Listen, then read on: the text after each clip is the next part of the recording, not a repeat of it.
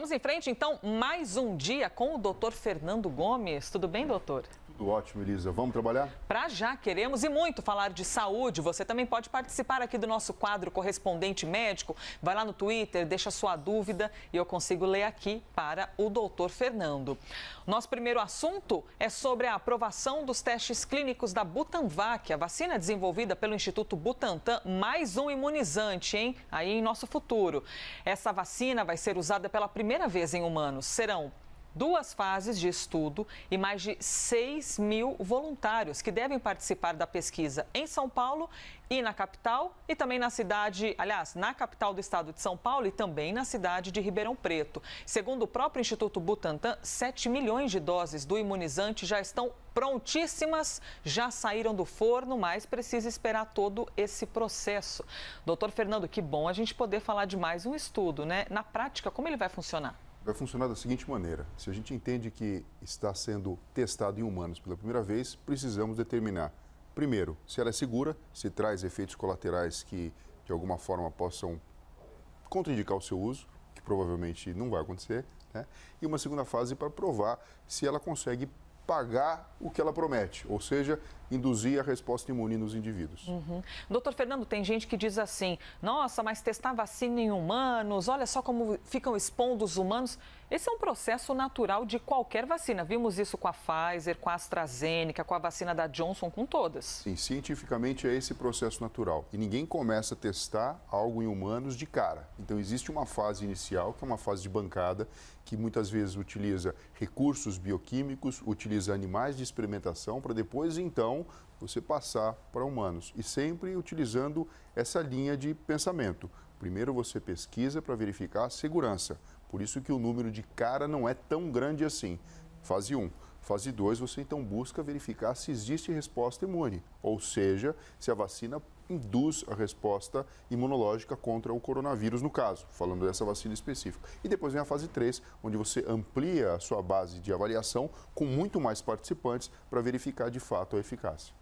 A eficácia, então, aparece na fase 3. Na fase 3, mas na fase 1 e 2, você já consegue, na verdade, pegar dados preliminares e já ir construindo o conhecimento. Então, tudo, Elisa, é muito lento e progressivo. E sempre a biossegurança é sempre colocada em primeiro lugar. Doutor, quando um estudo de análise de vacina se propõe, por exemplo, a analisar 5 mil pessoas, isso significa que as 5 mil terão de passar pelo teste ou no decorrer desse processo pode mudar? De repente, no meio do caminho, podem atestar que, nossa, ela já demonstrou uma eficácia, já temos algum resultado ou não? Tem de ser começo, meio e fim, como está programado? É assim, existe um planejamento, né? Então se define qual que vai ser a metodologia a ser utilizada, o indivíduo que vai receber a vacina, o indivíduo que vai receber placebo, qual que vai ser o desfecho e o tempo de observação. Agora, isso não é incomum na pesquisa científica médica. Se no meio do caminho você chega a um resultado contundente, primeiro, que a coisa faz mal, ou segundo, que faz bem demais, eticamente não tem por que você progredir. Não sei se você entende o que eu quero dizer. Ou seja, pode no meio do caminho. Se você percebeu ali que ela é muito eficiente, não tem por que você submeter mais pessoas a receber placebo, sendo que você já tem a certeza que aquela terapia funciona. Então, muitas vezes, essa avaliação ela acaba sendo dinâmica. É lógico que você precisa fechar o estudo por um tempo. Então, a gente não sabe, os pesquisadores não sabem quem recebeu um ou quem recebeu o outro, mas de tempos em tempos isso é avaliado porque talvez você precise mudar o curso das coisas por uma resposta muito favorável ou por uma resposta que seja extremamente desfavorável. Doutor Fernando Gomes, por que é que quando nós estamos falando da Butanvac a gente vê algumas ampolas, mas também vê alguns ovos? Por que os ovos fazem parte do processo? Essa vacina ela utiliza um vetor viral que é multiplicado dentro desses ovos e dentro desse vetor viral, que é um vírus que não é o coronavírus e não provoca a doença, é colocada a proteína spike, principalmente baseada na variante de Manaus. E com isso, você induz a resposta inflamatória e a resposta imunológica que você deseja.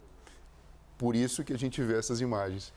Faz parte da confecção da vacina. Lembrando que é super importante a gente ter uma vacina que seja realmente nacional e que a gente possa ter independência em relação aos outros países. E, quiçá mesmo, até ajudar os demais, uma vez que ela venha funcionar de forma adequada.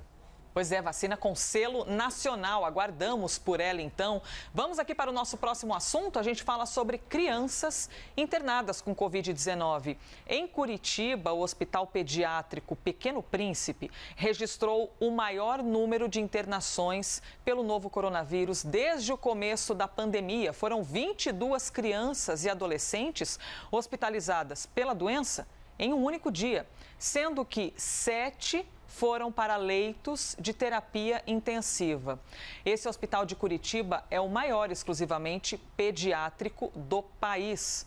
Doutor Fernando Gomes, por que nós estamos observando as crianças serem internadas? Esses números sempre existiram ou agora eles estão um pouquinho mais vibrantes, assim, digamos, aparecendo mais? Bom, essa época do ano é uma época que, tradicionalmente, as doenças respiratórias se manifestam na faixa etária pediátrica. Então, não é incomum você ter um número muito grande de internações, por exemplo, por bronquiolite, que não tem nada a ver com o coronavírus.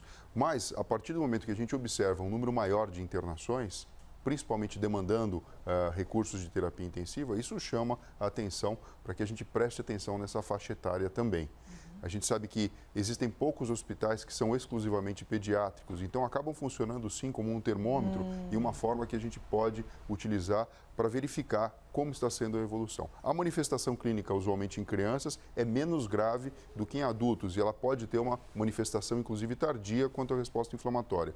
Mas é importante, sim, a gente levar em consideração esses dados, não que seja algo que a gente precise se alarmar de uma forma de repente, mas precisamos respeitar a realidade dos fatos. Doutor, o público-alvo, assim, digamos, da doença, da Covid-19, desde sempre a gente acompanhou que são os idosos, terceira idade, idades mais avançadas. Esse público já passou ou tem terminado de passar pelo processo de imunização.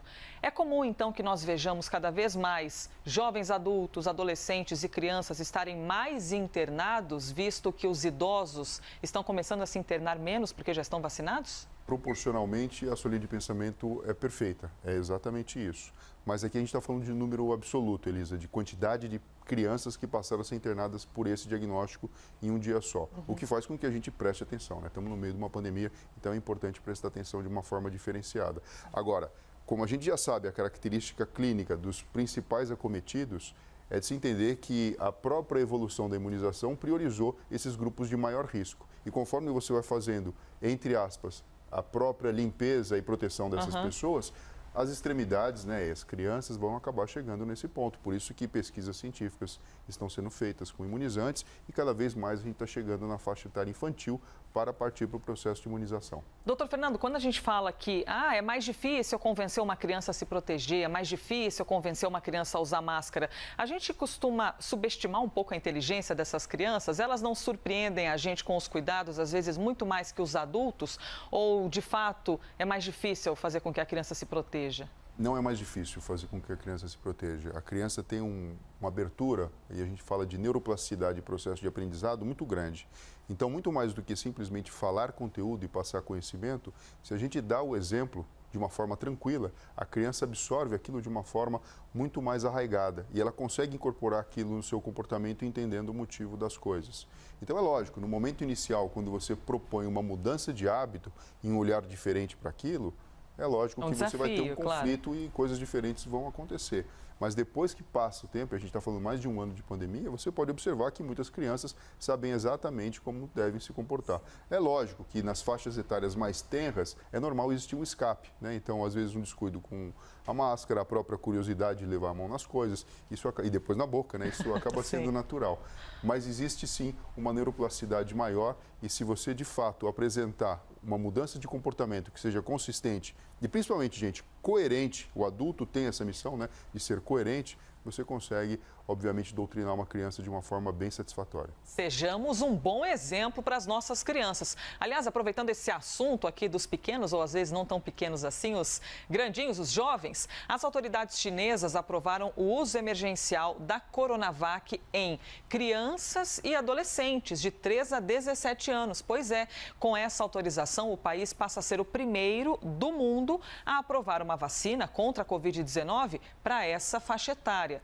De acordo com o presidente da farmacêutica Sinovac, a aplicação do imunizante em crianças é tão segura quanto para adultos. Doutor Fernando Gomes, já temos aí então uma nova faixa etária fazendo parte da vacinação. A partir dos 3 anos, a gente ficou bastante tempo aqui discutindo de será que vai ser possível? Será que é seguro? Sinovac na China, então, já mostrando que começaram esse trabalho. Quando você faz a comparação entre os grupos em termos de segurança, você tem números para dizer o que é uma complicação, o que é uma complicação. E primeiro, você já fez o dever de casa, que é imunizar as pessoas que estão mais predispostas, que no caso não é a faixa etária pediátrica. Então é natural que você comece a progredir a investigação científica e comece então a ter os dados. É o que a gente está observando aqui agora. Vai chegar um momento que talvez faça sentido toda a população ser imunizada ao mesmo tempo, dentro de um próprio calendário que seja especial para a questão do coronavírus. Por isso que a gente vai observando passo a passo e verificando o conhecimento sendo construído, Elisa. Doutor Fernando, uma pergunta leiga, espero não te colocar numa saia justa, mas acredito que não. Se nós somos tão diferentes uns dos outros, crianças, adultos, idosos, como é que pode uma vacina igualzinha servir para todo mundo? Porque é da mesma forma que a gente é exposto, Elisa. O vírus é um vírus igualzinho. Lógico que tem as variantes que vão surgindo de acordo com o tempo que passa e as mutações que naturalmente vão acontecendo. Mas o sistema imunológico ele acaba tendo uma resposta monótona quanto o mesmo agente infeccioso. Agora, o que acaba acontecendo é que muitas vezes o próprio corpo, em termos de maturação do sistema imunológico, do sistema inflamatório, pode responder de forma diferente. Então, existem nuances que muitas vezes a gente não consegue entender ainda, do tipo, será que aquela pessoa que foi exposta durante uma vida inteira a diversas infecções virais, quando chega um vírus um pouco diferente, ela não tem uma resposta inflamatória muito maior do que uma criança que teve poucas infecções virais e, na verdade, por não ter uma memória de combates antigos do sistema imunológico, faz com que ela tenha uma resposta inflamatória menor? Porque o grande problema, se você parar para pensar, de toda essa história do coronavírus, é a resposta inflamatória que a gente tem exacerbada em relação à própria agressão viral. Sabia que pegar o doutor Fernando aqui de surpresa não ia causar nenhum problema, respondeste tudo. Quer mandar sua dúvida, sua pergunta? Hashtag correspondente médico. Agora eu vou trazer o próximo assunto aqui. Um estudo da Universidade Estadual de Montes Claros, em Minas, mostra que o número de casos de herpes zoster teve alta de mais de 35% na pandemia. O que é exatamente essa herpes zoster? Essa doença é aquela que causa lesões e dores na pele, formam bolhas com pus, formigamento, coceira. Entre 2017 e 2019, eram pouco mais de 30 casos desse tipo de herpes por milhão de habitantes. Em 2020, veja só, a média ficou em quase 41 casos por milhão de habitantes. Os pesquisadores estão investigando ainda se as infecções por Covid-19 podem, em algum aspecto, ter influenciado no aumento desses casos de herpes. Vamos ouvir então agora o que disse a dermatologista Adriana Vilarinho sobre a incidência da doença. Esse aumento da incidência do número de casos de herpes zoster nessa época de pandemia, nós temos relacionado ao estresse, que, como nós sabemos, a baixa imunidade, você tem uma baixa da imunidade quando você está estressado, fragilizando a exposição a doenças tanto virais como infecciosas. E também a própria doença, o Covid, tem causado uma alteração inflamatória importante e, com isso, deixando o organismo mais fragilizado ao aparecimento de outras doenças como herpes zoster. Então, segundo a doutora, essa alteração inflamatória acaba deixando a gente um pouquinho mais desprevenido e aberto para o aparecimento desse tipo de caso, doutor? Essa é uma das possíveis explicações, e a outra é a questão relacionada com o próprio aparelho do sistema nervoso central, que, abalado por emoções de ansiedade, pode então diminuir a eficiência do sistema imunológico. Elisa, quando a gente fala herpes zoster, no dito popular, é o chamado cobreiro. Você já deve ter ouvido falar isso do interior, o cobreiro, que muitas vezes chama benzedeira para ver se melhora ou não. E nada mais é do que a manifestação de uma infecção viral, pelo caso do vírus da varicela. E o quadro clínico ele acaba sendo muito florido e às vezes muito desconfortável para os pacientes, porque aparecem vesículas que provocam nessa região a sensação de formigamento, um aumento da sensibilidade local, muitas vezes prurido, coceira mesmo, desagradável, sensação de mal-estar e uma sensação de queimação. E às vezes, mesmo depois que passa essa fase da manifestação aguda da doença, né, com essas bolhas que podem estourar ou não, supurar ou não, depois pode existir em alguns pacientes a manifestação de uma dor neuropática crônica. Então, assim, é um tipo de caso que deixa a gente, principalmente que mexe com essa parte da neurociência, preocupado, porque a gente sabe que esses pacientes podem sofrer depois, inclusive, da manifestação clínica da doença. Doutor, nos restam poucos segundos, mas quero lhe perguntar uma coisa. Quem tem herpes uma vez na vida significa que vai ter sempre? Assim, o herpes, na verdade, acaba sendo uma manifestação recorrente. O vírus, ele fica, na verdade, alojado no gânglio nervoso e de tempos em tempos, quando o sistema imunológico ele diminui a sua capacidade de combate e de controle, ele vem se manifestar. De uma forma semelhante acontece com o herpes labial, com o herpes genital, não é a mesma doença, mas acaba funcionando de uma forma bastante semelhante. A manifestação é parecida? É parecida. Muito bem, terminamos aqui, hein? O nosso correspondente médico queria fazer mais várias perguntas, mas temos aqui um tempo que já chegou ao fim. Doutor Fernando, obrigada por mais um dia. Obrigado a você, Elisa, e pessoal, até breve. Este foi mais um correspondente médico.